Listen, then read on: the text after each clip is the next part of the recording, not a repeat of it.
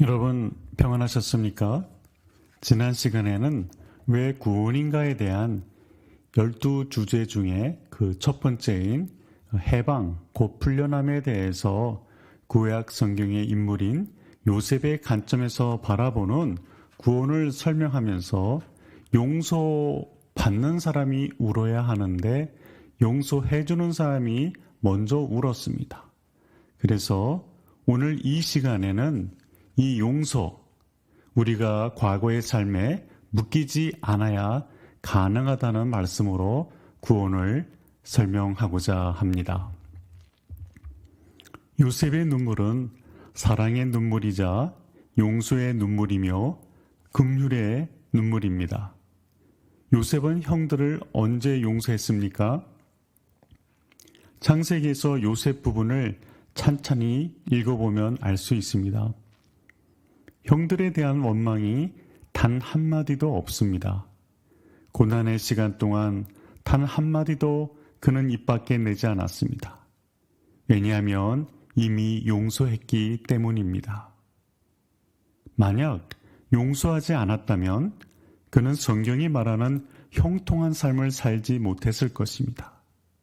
가슴에 시커먼 상처를 안고 그 상처로 인한 분노가 날마다 커지는데 어떻게 형통할 수 있겠습니까?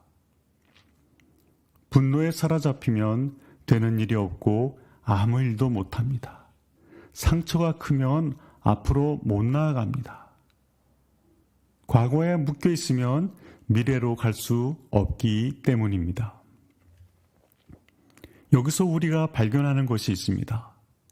구원으로 인해 형통한 삶을 살았던 요셉이 누린 첫 번째 은혜가 바로 과거에 묶여 살지 않는 것이었다는 사실입니다. 구원은 과거로부터의 해방임을 기억하십시오. 과거에서 자유로워지는 비결이 무엇입니까? 용서하는 것입니다. 죄를 지은 것은 사실 형들입니다.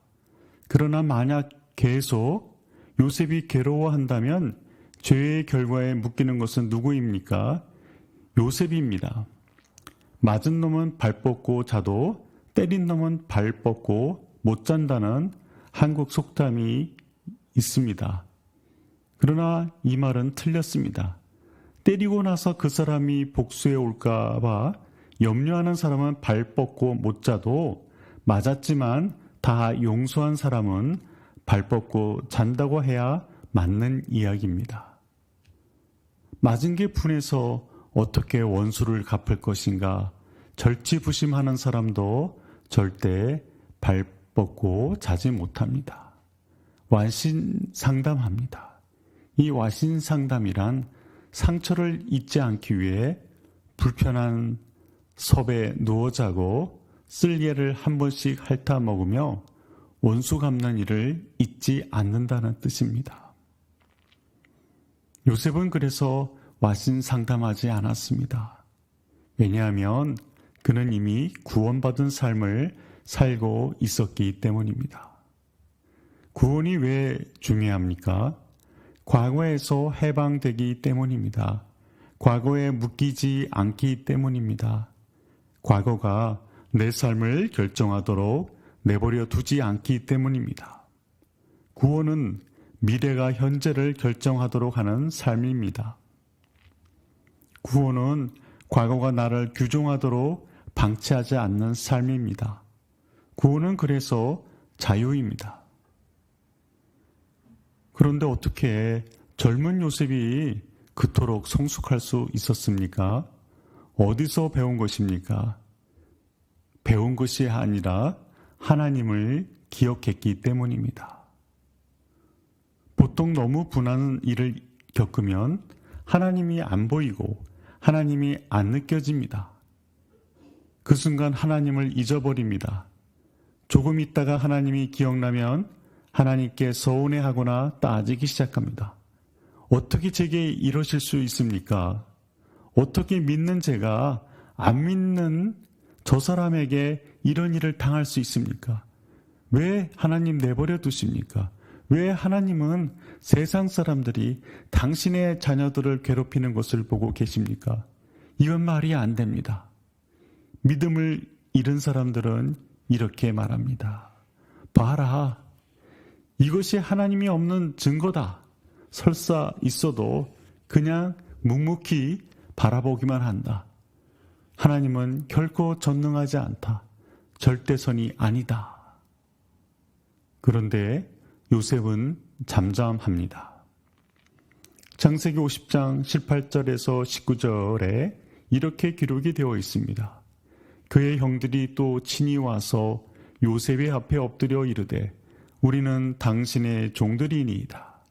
요셉이 그들에게 이르되 두려워하지 마소서. 내가 하나님을 대신하리이까. 형들이 더 불안합니다. 욕을 퍼붓는 편이 차라리 나을 텐데 눈물 흘리는 것을 보니까 더 불안합니다. 그동안 분하고 원통했던 것이 드디어 터지는구나 하는 불안감이 생깁니다. 형들이 간신히 입을 열어 말합니다. 총리님, 이제 우리는 모두 당신의 종들입니다. 형들은 왜 아직 이 모양입니까? 구원이 무엇인지를 모르기 때문입니다. 구원받았다는 믿음이 없기 때문입니다. 동생 요셉이 이미 다 용서했다는 것을 믿지 않았기 때문입니다. 구원받고도 구원의 내용이 무엇인지를 모르는 삶의 전형적인 모습입니다. 교회를 아무리 오래 다녀도 구원의 본질을 모르면 늘 조금씩 불안하고 어딘가 한 구석이 찜찜합니다. 무엇인가 더 해야 한다는 강박관념에 시달리고 조금 더 안 주시나 하는 부족감에 시달립니다. 자유와 기쁨이 없습니다. 요셉은 그런 형들에게 놀라운 비밀을 선포합니다. 그리고 구원의 진정한 본질을 우리에게 알려줍니다.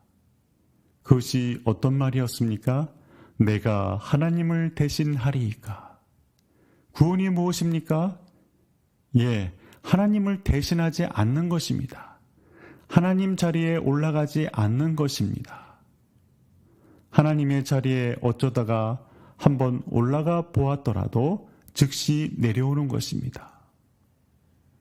다시 그 자리에 올라가지 않는 것입니다. 그렇다면 과거에서 풀려난 것이 해석됩니다.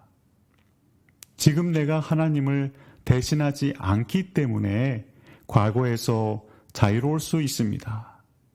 용서의 근거도 분명해집니다. 과거에 어떤 경험을 했을지라도 하나님의 자리에서 판단하지 않겠다는 결정이 용서입니다. 이제 요셉의 일생이 해석됩니다. 노예로 팔려간 소년이 어떻게 해서 애굽 땅에서 총리가 되었는지 비밀이 풀립니다.